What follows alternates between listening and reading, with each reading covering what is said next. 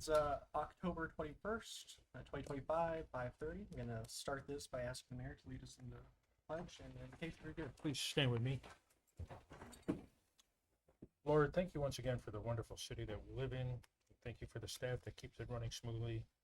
We ask that you give council good guidance tonight to make sound and right decisions. We ask that you watch over our first responders as they protect us on a daily basis. As we get into our season, we're seeing more and more traffic and more people coming down. We ask that you just keep blessing us with the people that are coming and everything that's done and everything that's happened to our city. We ask that we do all in your name, Jesus Christ. Amen. Pledge allegiance to the flag of the United States of America and to the republic for which it stands, one nation under God, indivisible, with liberty and justice for all. Thank you, Mayor. Kathy, can you find out who's here? Yeshua. Here. Bishop. Here. Carlisle. Here. Avery. Here. Klobuchar. Here. Stewart. All right. Announcements and business from the audience. Just a reminder, if anybody wants to speak on anything that's not on the agenda, if you could talk to Clerk Haley, pick out a form, and we'll get to you pretty soon. So, Mayor's report. Several things happened since the last meeting, and we've got a few things coming up. But the Sea Service Museum had their 250th Navy birthday. They had a pretty good afternoon. A lot of people attended that. No rain, so we had the first Hispanic Heritage event. Thanks to Jerson and Shannon. We appreciate what they did and put on. It was on North Commerce or South Commerce in 2-block area, and it was really pretty cool event. So White Cane Day came and went again. I think that was the 7th or 8th time we had White Cane Day. So appreciate what they do. We had a new business open up downtown, Circle Sweets on South Ridgewood. So if you all want to go get some candy or some trinkets and that stuff, John Brugos had opened that up. And so hopefully we keep seeing a little more and more that are coming. Little unique shops like that. Today, the county had done a resolution or a proclamation for our public information officers, and Hannah was there. And sorry we didn't make it, Hannah, but thank you for representing us and doing a good job that you do in keeping our public informed. You do a great job. Thank you. Let's see. Events we have coming up. We have Halloween on the Circle coming up next Friday, a week from Friday, on the 31st. And then the Art Festival is on the following Saturday. That's pretty much all I have to report. My other agenda item is appointment to the Historic Preservation Commission. We lost two of our members, Jim Pollard and Marie Boley, both passed away. So we have two vacancies. We did receive 3 applicants on it for James Dean, Tanya Khan, and Casey Skipper. This will be for 4-year terms. My recommendation is, they're all great choices, but I think we've got Tanya Khan and Casey Skipper. Both have families that have been here since pretty much day one at Sebring, and that's my recommendation. So I forward that to the council for your approval unless you have an objection. So we're looking for a motion here. So we have a motion. I make a motion to accept what the mayor proposed. Second. Okay. Got a motion and a second. Any input from the audience? All right. Any comments here? No? We take a call. Bishop. Yes. Carlisle. Yes. Avery. Yes. Klobuchar. Yes. Thank you for your application, James. Anything else? That's all I have. So. All right. All right. Now we're going to move over to the council members' concerns, comments, and liaison reports. Start with Mr. Carlisle. No. And I just wanted to thank Hannah. I was able to be there today. So in November 1st through 7th is Public Information Officers Week. So that we should, make sure. But you do a great job with all things communication. I mostly see the social media part, but great job. So we appreciate your work. And I just have to give a shout out for our county commissioners because their meetings are far more exciting than ours. So Most of the time. yes. So I appreciate all that the county commissioners are doing as well. So I was able to sit through most of the meeting, and it was entertaining and insightful. So. Thank you, Becca. Rolling, got anything? No report. And just want to echo the same thing. Thank you, Hannah. It's a lot of the time a thankless job, and I know how much you put into this. I think I have an idea of sometimes how much you put in, but I know there's a lot that goes on behind the scenes, and it's a lot. Very meaningful. Some days are easier than others, so thank you. Forgot one other thing coming up on the 24th of this month. It's Friday, is a dedication of the post office by the state to honor Tommy McGuire, who most of you know is an ace was born and raised in Sebring. So they're going to name the post office after Tommy. Senator Scott Franklin will be here. So if you're available on the 24th, I believe it's at 12:30. I was going to say noon or 12:30. So, but it's a pretty big honor. So, and then they have Scott Franklin here also. So, thank you. Going down to the consent agenda, or we're going to be asking to pull item 8G, which is the general mowing contract. Pulling that and then having a separate discussion on that. That's the general mowing. Mowing. Yeah, I general mowing. thought you said milling. Okay. Sorry. So looking for a motion to I approve. make a motion to accept the consent agenda by pulling G. Second. Any comments from the audience? Bishop, Yes. Carlisle, Yes. Hayward, Yes. Klobuchar, Yes. All right. Thank you. Let's go to item 8G. I just want to discuss it. We got 6 bids, and Jackson, in the audience, he's had it for like 20 years.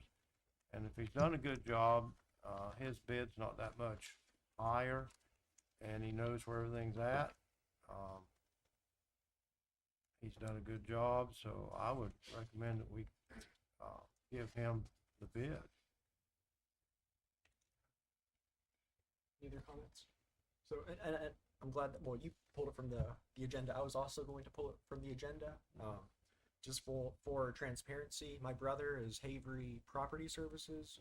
For the record, I'm Havery Services, so let the record show my business came before his business. But either way, my brother bid on it, and the client or the contractor who was awarded the bid, it's also one of my clients. So for those 2 reasons, I'm going to have to abstain from this vote.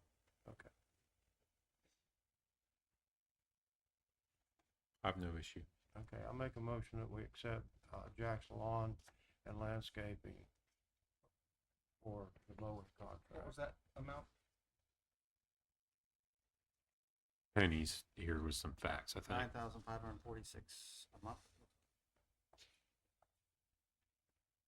He's been doing it for years. He knows what it costs to do it, you know, so. I understand. Not giving it to the low bid is tough. Right, but they're not giving it to the low bid here. Well, the purchasing policy allows if you have a preference, if you are within the city limits, your business address, or if you're in the county, that you get the local preference, and that's 5% for the county. La Flamme was not the low bid, but they were offered based off of this preference. Would they agree to accept the low bid cost of $7,625? And they said they would. It's my understanding also that Steve La Flamme Bush Hogging has met with Steve and has gone around to all the properties in the city to has done a ride along to see everything. Could you explain the low bid part? Unless Like there's, we have a new purchasing policy. Maybe there's something in there that I'm not thinking of at the moment. But generally speaking, when you put out a set scope of work and they submit sealed bids, you go with the lowest bid, unless there's some concern about the ability of that bidder to perform the work. Maybe it's too low and it's not commercially reasonable to do it for that price. I don't know that that's a concern here, or that they didn't turn in some information that they were required to turn in. Generally, you have to give it to the low bidder as long as they did everything that they should have done. Now, you don't have to stick with the low bidder long if they're not providing satisfactory work.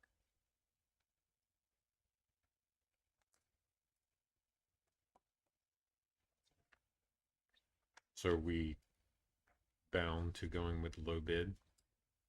I don't know of a reason. I get that Jax has been doing it a long time, but no concern or qualms with the work that he has done over the years.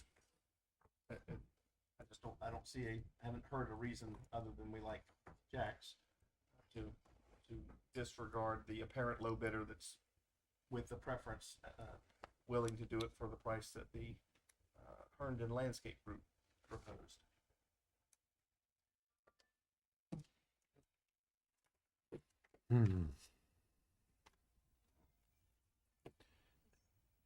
So, Yes.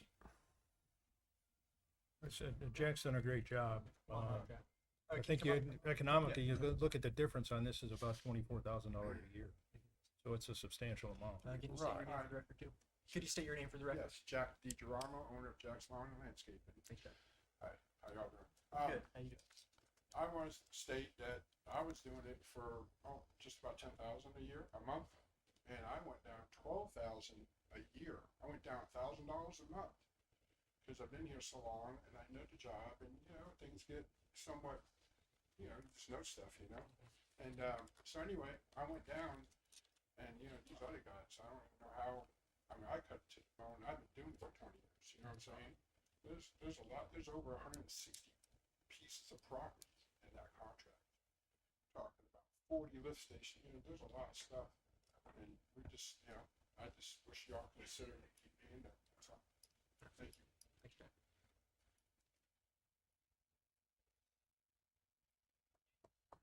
I made the motion, so. Got a motion? Do we have a second? I guess I didn't realize I didn't pick up that was a monthly price.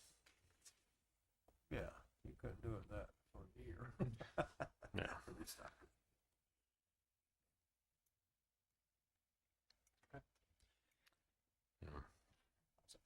No second. Do we have a motion for the original bid as accepted?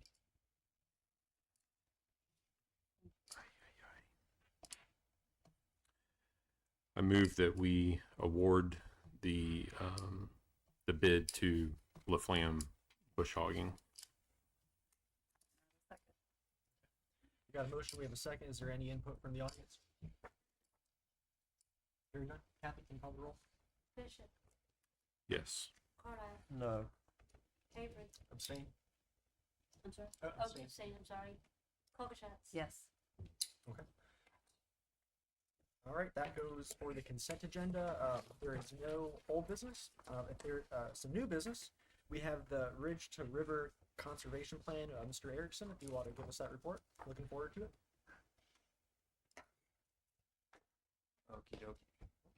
Are we there? All right, perfect. Hey everybody, Sam Erickson. I'm a natural resources specialist for Highlands County. Thank you very much for having me tonight.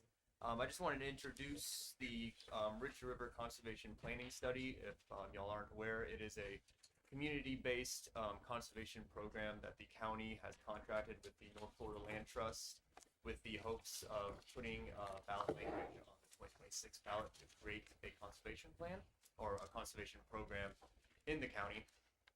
We have a couple community workshops next week targeting the 3 municipalities and of course everyone in outer Highlands County. The Sebring meeting will be October 28th from 6 to 7:30 at our Board of County Commissioner chambers from 6 to 7:30. Avon Park, we will be holding that on the 29th in the Avon Park Community Center, same time, and then Lake Placid will be at the HL Bishop Park on October 30th. All of those are from 6 to 7:30. We will be having an online component as well. We know we have a very large seasonal population.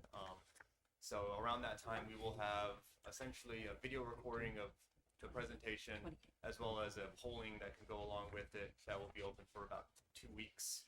So we can get as much community input as possible. The community input at these workshops are critical because we will be asking the residents to essentially create the conservation program themselves. I do have a couple maps that are fairly far down the PDF file that I shared. Yeah, well, it's that one, yeah. This one here or this one? The RFP, yes, sir. You know what page? Right there, we'll be past it.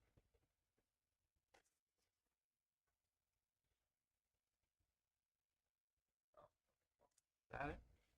Yeah, that's some of them. So we have about 7 maps, and essentially at these workshops, we'll be asking residents to rank their conservation values. So, for example, if you're incredibly passionate about water quality or threatened endangered species, you'll come up, you'll put a sticker on what you want to rank, and then we'll poll everything at the end, and we'll create a ballot referendum language from this exact polling.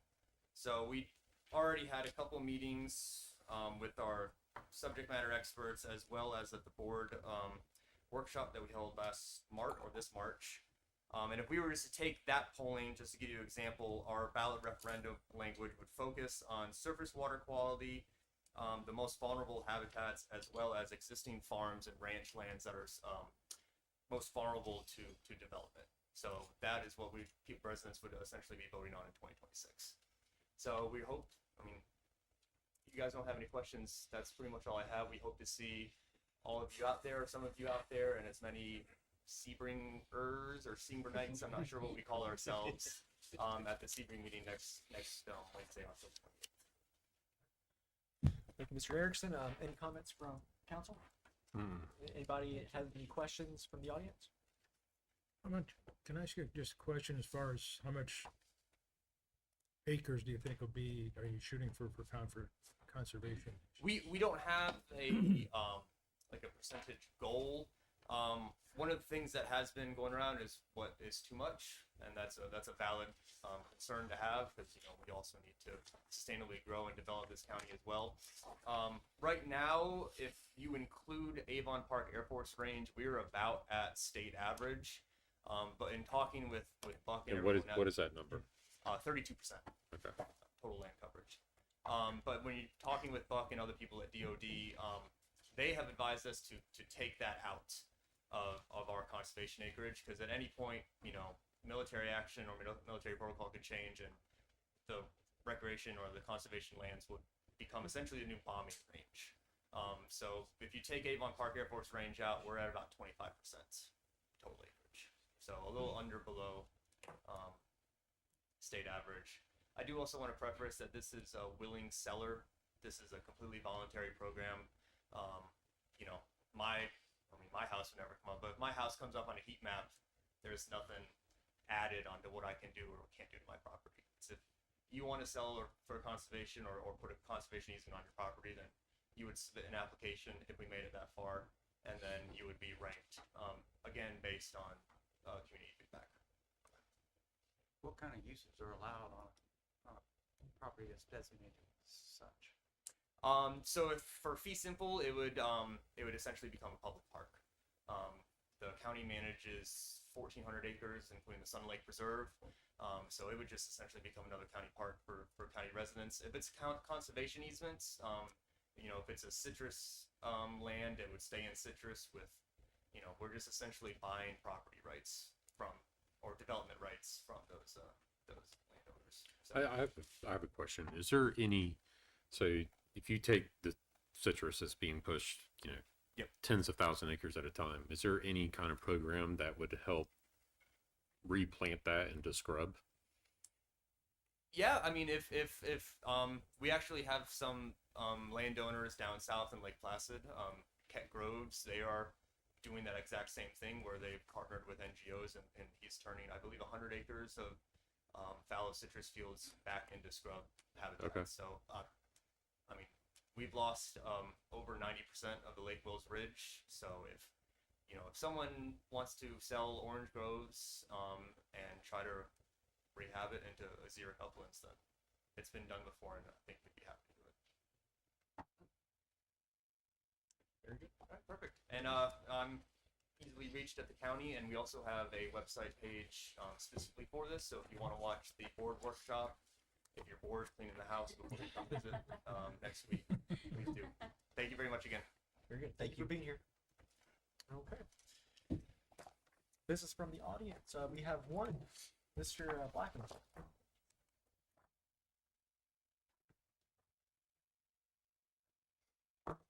Ready for you.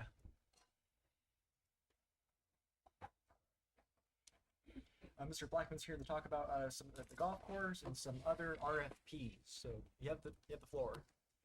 Council members, staff, Attorney. Good evening. I'm Jim Blackman. My family owns Harder Hall Resort.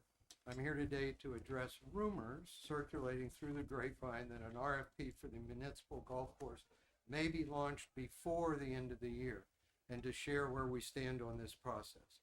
Since the September 16th meeting, the outpouring of community support for us has been incredible. Restoring such an iconic landmark has allowed us to meet and hear from countless residents who share our vision for Sebring's future. We are deeply grateful for their encouragement. To be clear, we fully support a public RFP. We want transparency, fairness, and an open process for any potential disposition of the course. We're ready to participate.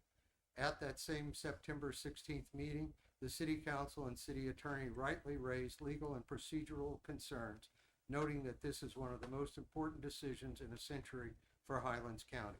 We couldn't agree more. That's why we were alarmed to hear an RFP might be issued over the holiday season when many are traveling and the government slows down. A rush timeline benefits no one.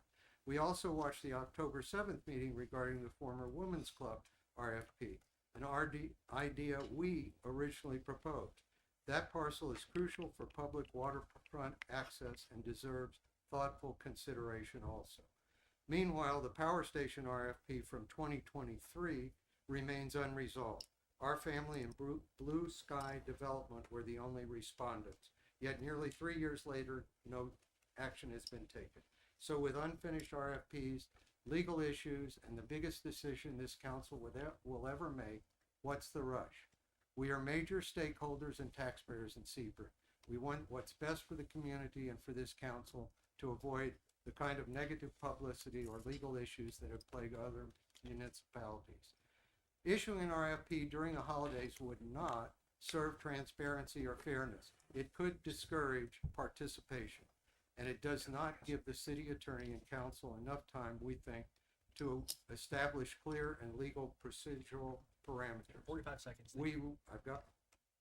We respectively suggest opening the RFP after the holidays with a 90-day window and clearly defined expectations, ensuring a level playing field for all respondents. To be clear once again, we will participate in a public open process. We encourage it, but it must be done right in the sunshine and accessible to everyone. A decision this significant cannot be rushed. After 3 years of discussion, waiting a little longer to ensure it's done properly is the responsible choice. Thank you, Mr. Black. How much time did I have? You have 8 seconds. You have anything else you want to say? Thank you all. Mr. Blackman, I haven't heard that. What? About the rushing through the RFP. Okay. I just hadn't heard it, so that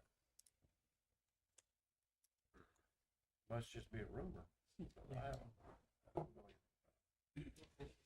know. Thank you for bringing that to our attention.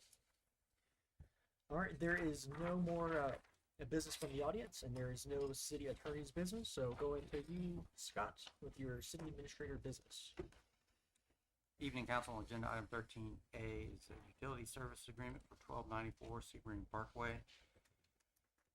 At your September 16th meeting, council tabled this to the October 21st meeting. Staff recommends one of the following options: table until we have a full council present, approve the requested utility service agreement, deny the requested utility service agreement, or any other option you deem appropriate. Council thoughts? So I'm the one that pulled it, that meeting, and tabled it. I mean, if you look up who owns the property, I would assume that it's going to be used for, some form of self-storage. In my opinion, that is not the best use for that piece of property. That's essentially on the gateway to the city. It will most likely be annexed into the city at some point. I hold the opinion that these storage facilities are just popping up everywhere. They really produce no foreseeable jobs or potential employment. They're just kind of there. I think that would be a much better use for something that could better serve the public. So that's why I pulled it that day, and that's my opinion. I agree. So with that being said, I move that we deny the requested utility service agreement. I'll second that. Okay, we got a motion and we got a second. Is there any discussion from the audience? All right. I guess the only thing I would have to add to if we deny it, I mean, there's a chance that they can still put their own. You can do services. whatever they want. I mean, they're in the county too, so They're in the county, but I mean, if we don't supply them water, we wouldn't get that revenue.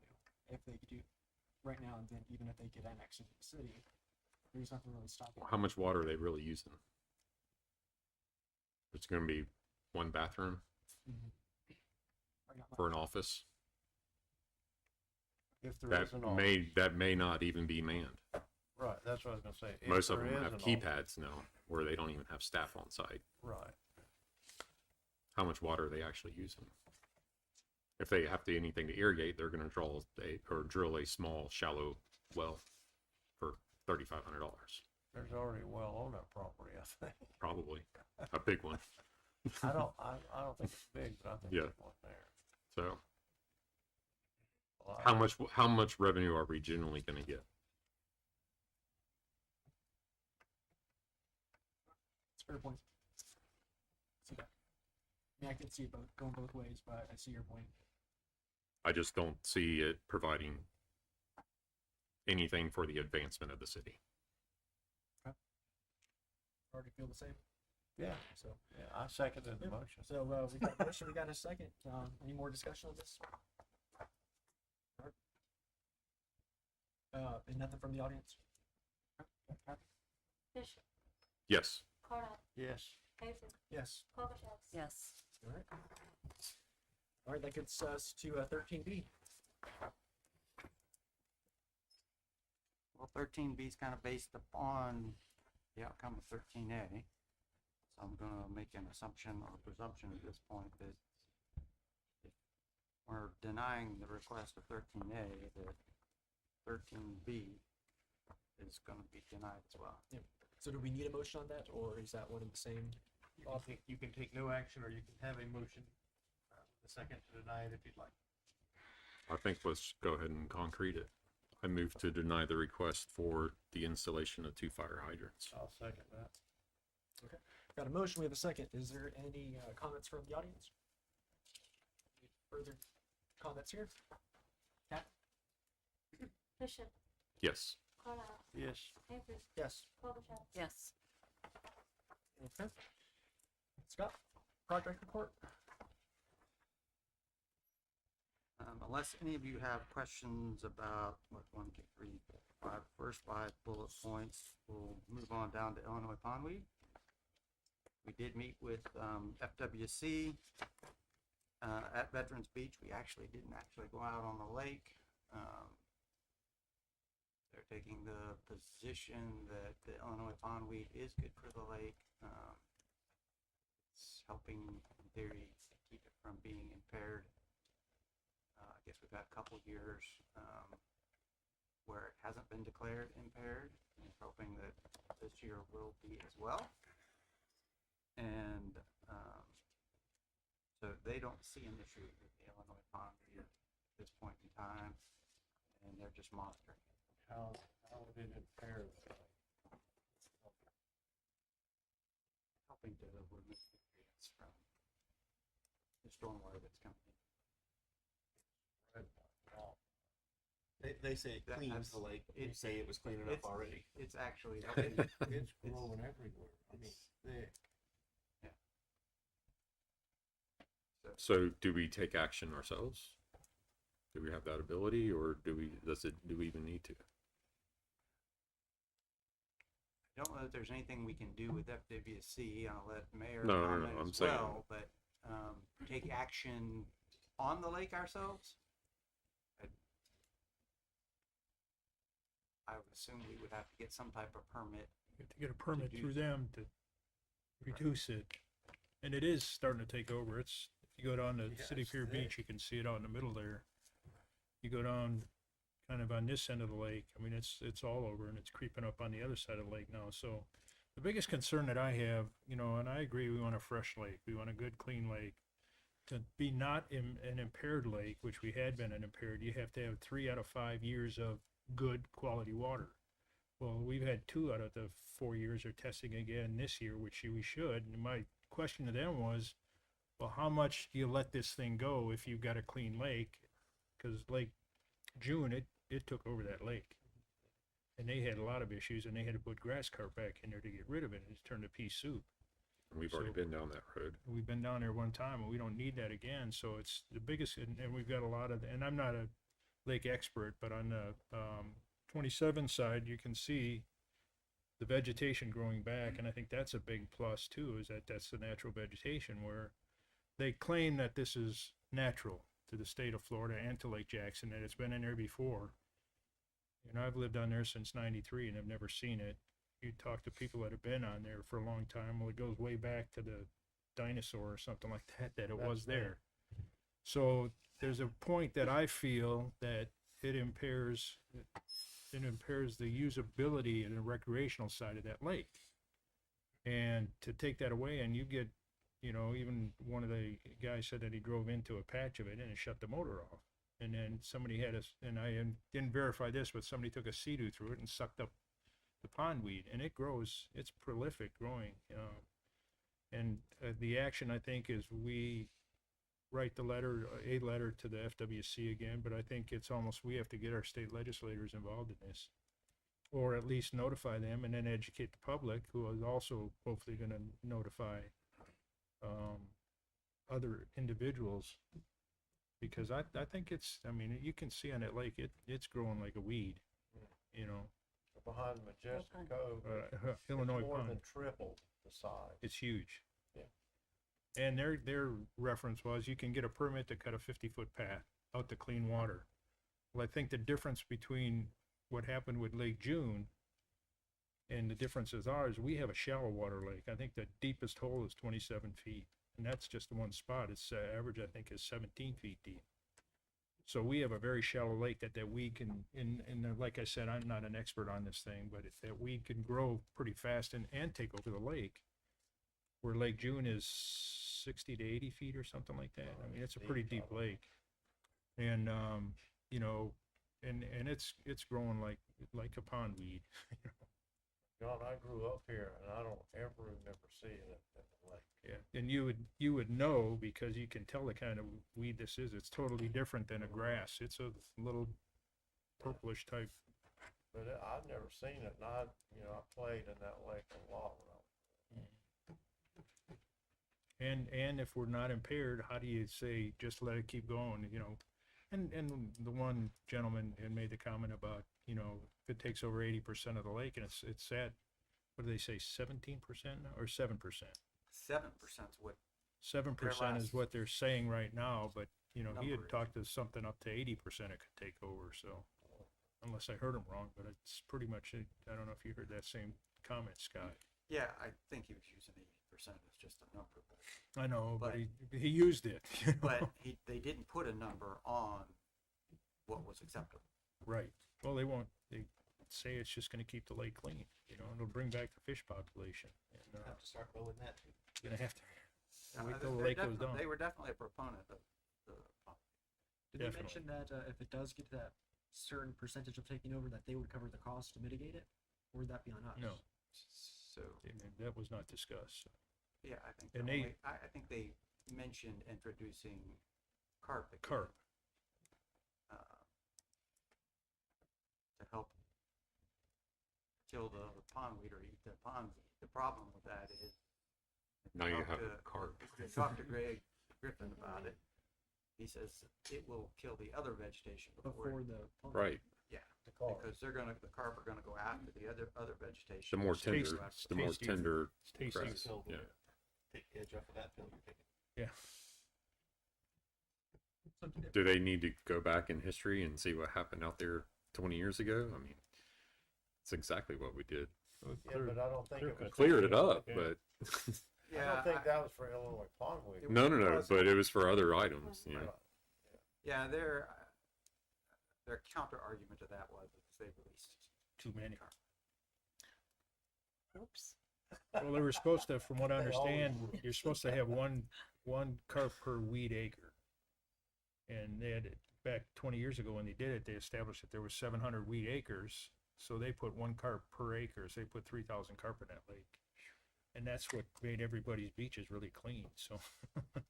Yeah, it was like They lay up on the shore. the whole lake was a koi pond. They were everywhere. And they were huge, big. Yeah. look like little submarine. And we don't need another carp, but it's just, I think we just need to stay on it and write letters and recommendations. When, did you ever find out when they're gonna have the water tested again? They indicated that it was gonna be near future. Right. I think we need to find that out and find out if we're a non-impaired lake is to say, okay, now we need to, we'll hold where we're at. But we need to somehow establish how we're gonna stop it from spreading. Yeah, the argument would be is at our current level of pond, if we're not impaired, why are we encouraging? Right. Is it like hydrilla if you get it and go around the lake and you drop a piece, is it? Oh, yeah, it breaks off and it'll grow someplace else, so. So it wouldn't take long to take over. No, especially you get boats running through it, a lot of people don't know that it's even out there. And somebody hits it, you break that off and it'll But it does it'll come to drift. the surface. Yeah, it is. Yeah, go down to, if you wanna see it, there's a patch down at, City Pier Beach. Out in the middle, and those guys, when we had the moto surf thing, their trail went right through it, and thank God those things were skimming on top of the water, so didn't damage that, but, you know, it wasn't a sea-doo type thing, but it's coming, so. We'll just stay on top of it and talk to. Do we need to get any kind of other consultant other there other than Greg to push this if FWC isn't really going to move on it? Good. I mean, does it? I don't want to get too far gone at the end of the day. And if it's sounds like we're at a point now that we can at least maintain it a little bit. Sure. Would you guys want to enlist P5 Ken Pruitt to work on this, who is our lobbyist now? I think that'd be a great idea. See what they might be able to bring to the table for this. Please. Yeah, it'd be a good idea, so. Thank you, Jared. All right. We'll do that. Did you wanna announce who our lobbyist is? I don't think we did that last month, did we? Or last Ken meeting? Pruitt, Yeah, Yeah. P5 group. I think that was on the consent agenda. it was on the Last- consent, but I last- don't think we announced it, did we? No. Anyways, we approved do the have a agreement. lobbyist now. Yes. We engaged a lobbyist, Ken Pruitt, who was a legislator at one point in time, and it's a small firm, and I think he's gonna be very dedicated to us, so. Yeah, talking to Jared about it already. I mean, they've already done a lot for us, and provided a lot of education and insight. So so far it's going really well. Very thankful for him. Will we have an opportunity to meet with him? Yes. Yes. He'll be here probably. Also, he's probably going to encourage each of you to visit with our legislators. Okay. Anything else that you have, Scott? I do want to talk about one other thing that's not on that agenda. So there's a mural on South Ridgewood, which was a centennial mural. It's on a privately owned building. There is a vacant lot in front of it. The question is do we want to try to preserve that mural? What's the The cost? property owner, so we've gotten a couple quotes. I got my lowest quote so far has been about for $5,500. That's to have the art league do it. Is it 5,500? 5,500. That's the Yep. lowest quote was 5,500, is that what you're saying? 55 is correct. The tenant, I believe it's the tenant where the property owner has gotten a 50-50 with CRA and I think $1,700 to paint that wall. Total. Total. So To just paint it over. Just trace it or fill it No, in. no, or- no. Just Paint it. paint Oh, it. paint it, just To paint cover it the white. rest of the building. Yeah. I don't know. I think it's an important piece that was done for, our 100th anniversary. And it was done by James Hahn, who was a local artist for a while, and he's moved off somewhere. One of the concerns that comes up is that there's a vacant lot in front of it. What if somebody buys that lot and puts a building up? But I don't think that's gonna happen for a few years. It's not, to put a building up there is a pretty small parcel. But I think it's worth saving a little bit of the history and, what's done. The property owner, I mean, they're just asking permission to paint over and ask the CRA to cover the cost, so they're not really looking to, They're doing a facade grant, yes. They're gonna split the cost. They're doing a facade. just to cover it though, I'm not saying Right. to. Correct. To fix them. Right. That is All right. correct. So here's my question. So have they been approved for the 50/50 or it's just they're proposing that? I believe they've already. I Okay, believe they've been so approved. if they've been approved for up to $1,700 contribution, if the city puts forth $3,800 to cover the difference, I think the total cost was 1,700, so they're paying 50% of that, so it's only. right? But it's 800. 50/50, so 1,700 total, correct? No, well, yeah, the building owner and. Right. CRA, So they're right, those CRA two total, entities are right. covering $1,700, Right. and if we put forth the 3,800 to get us to the 5,500, Mhm. will that get us the mural? You see what I'm getting at? Yes, sir. So we have a three-way. So Is it the would be a property three-way. owner willing to do that, or do they want to paint over it? Do they have the option, do they have the right to paint over it, correct? I believe in discussions with the property owner, he is amenable to that. He's put it on hold, Okay, the so painting. he's of it. willing, if the cost could be covered, Correct. to keep it. Yes, he doesn't want to cover those costs. Right. And apparently the CRA didn't want to cover the entire cost. If- of the mural. The three-way situation is possible to where it costs us 3,800 instead of the full 5,500. I'd entertain that. We see if they could just do a straight 50 or a 33. They do their 50/50 on painting it white or whatever, and then we cover the Wait, difference wait, between wait, that wait. number and 5,500. That's what I'm saying, but if we're gonna repaint the mural or do something different partly, to do it that way, can we just do a third, and a third total? Yeah, we can ask them. You can ask him, but if I was a tenant in the thing, I'd say, no, I'm gonna spend my $800, $900 and paint it. I think they should have get skin in the game, or skin in the game too. Yeah, but their skin is to say, we just wanna paint it over. Yeah. They can't, right, but I think if we do what Roland is suggesting, I think there's a pathway to get it refurbished. There's not many murals out there that are on private buildings. Well, there are, but we're gonna have to take care of the ones that HGTV did, so that's another issue. I think that is a concern too. How does- What's the plan for those ones moving forward with HGTV? How does And Lake this- Placid fund their murals? They do it through, in the past, they've done it through an association. I think they've handed that off to, Chamber. Okay. so it's not city taxpayer dollars. Maintenance of it. Not private. So can you ask if we cover above the 1,700 for the art league, can you check on that?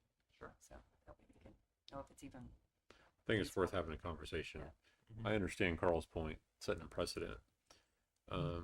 But somebody's got to maintain these things, it right? may be a good precedent, because at least we're not paying the whole thing. If we can Yeah. get some of that Right. covered by the property owner, then maybe it's a good partnership. That would be a good precedent, rather than us just paying 5,500. Agree with that.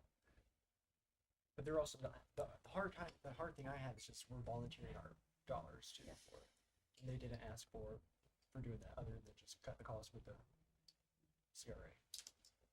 But if they're amenable to that, I'd be open to it.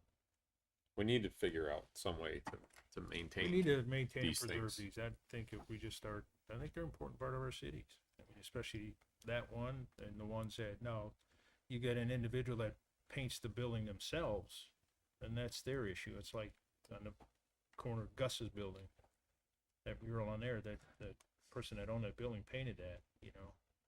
So I don't think that's our responsibility for that, but something that the city had commissioned to do and paid for at that time, from what I believe. And then the stuff that HGTV's done, I think those are important to our city to maintain that. And not just say, to hell with it, let's chip the side of the building off and paint it over. I think that's our responsibility. Well, taxpayer dollars, CRA dollars, and HGTV dollars went into those Correct, correct. murals that were done. So right. How often do they have to be preserved? What's the qualifier for that? probably not qualified to answer that question. Probably just when they get real faded. Yeah. But, you know, they do try to put sealers on them now, but we've had to touch up The one down on at Stroop Jack Center. Stroop Civic Center, Mhm. at least once. So it depends on how much sun they get, for one. Who, Who's I'm going to start spitballing here. We're getting out of control, but who paints the SadyCon Park mural? So That's on a privately owned building. originally, Ken Treaster, the touch-up was done. Well, who paid for it? Is The city Um, paid for it as a condition of him yeah. donating that property to be a public park. got it. But it's on a privately owned building. Yes. And so are the HGTV. Right. Those are privately owned buildings.